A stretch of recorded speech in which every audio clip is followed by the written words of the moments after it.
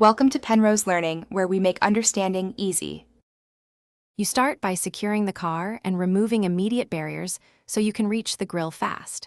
First, disconnect the negative battery terminal to avoid shorting any sensors near the bumper. Then remove the lower splash shield. Count 6 to 10 clips or 10 bolts and bag them. Once done, open the hood and pull the top trim clips and the 8 screws that sit along the upper grille edge, because those hold the grille to the radiator support and must come off before you try to pop anything out. Next, you'll unclip the grille from the bumper. Start at the center and use a plastic trim tool to press tabs inward while gently prying outward, so clips disengage without breaking. Once the center gives, work both sides methodically.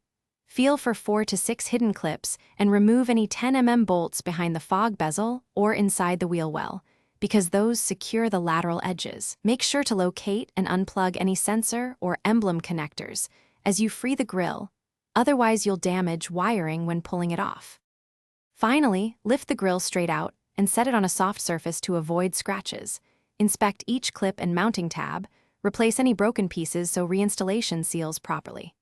When you reinstall, make sure all sensors and emblem connectors are reattached and secured, then test fit the grille and press clips home while tightening any 10 bolts to hand tight plus a quarter turn. After reinstalling the lower splash shield and reconnecting the battery, verify that sensors and lights work. If a clip won't seat, check alignment and replace damaged clip. Thanks for watching. If this was helpful, leave a like and consider subscribing. See you next time.